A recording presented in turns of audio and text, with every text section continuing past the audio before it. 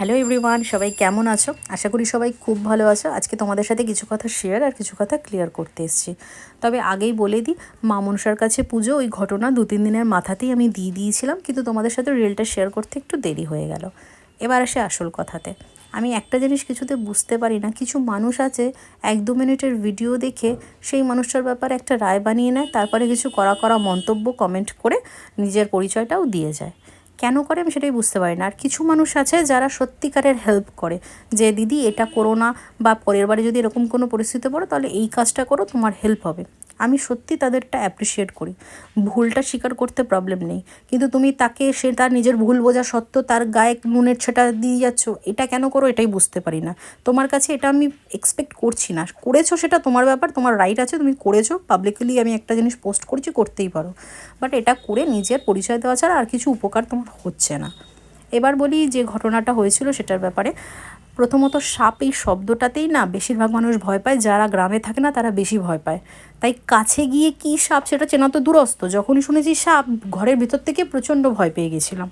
Second হলো, আমরা যেহেতু গ্রামে থাকি না, আমরা সচরাচর এই প্রাণীটাকে দেখি না, তাই জন্য আমরা চিনিও না, আমাদের নলেজ খুব কম, এবং এটা স্বীকার করতে কোনো দোষ নেই। গ্রামের মানুষরা এই প্রাণীটার সাথে অনেক বেশি তারা দেখে, তারাও জন্য জানে, তারা হাতে নিয়ে খেলাও করতে পারে, হাতে নিয়ে ধরে ফেলতেও পারে, সেটা বিষাক্ত হোক বিষহীন হোক সেটা তাদের কাছে ইজি ব্যাপার হতে পারে, বাট যারা আমরা গ্রামে থাকি না, আমরা দেখি না, তাদের কাছে একটু টাফ ব্যাপার।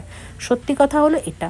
আর আমাদের মনে প্রাণে কোথাও থেকে আমরা এটা চাইনি যে সেই প্রাণীটা মরে যাক, তাকে হত্যা করার কথা আমরা ভাবিও নি। যদি ভাবতাম তাহলে প্রথমে ফায়ার ব্রিগেড, তারপরে সেখান থেকে ফরেস্ট ডিপার্টমেন্ট, সেখান থেকে ওনারা আরেকজন নাম্বার দিয়েছে, তার কাছে এত কাঠখড় পুড়িয়ে না আমরা করতাম না। আমরা চেয়েছিলাম, প্রথমে চেষ্টা করেছিলাম যে সাপটা নিজে থেকে যদি বেরিয়ে যায়, সেই কারণে ওগুলো দেওয়া হয়েছিল।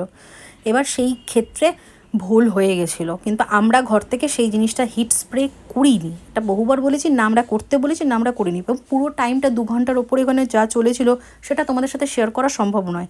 ভেতর থেকে আমার হাজব্যান্ড অনেকবার বলেও ছিল যে যারা বাইরে রয়েছে তারা এমন কিছু করো না যেন ওর কোনো ক্ষতি হয়। ও নিজেও ভয় পেয়ে আছে, কারণ ও তো প্রাণী, ও এত মানুষ দেখে ও ভয় পেয়ে রয়েছে। এমন কিছু করো না, আমি ফোন করছি, তোমরা দাঁড়িয়ে যাও।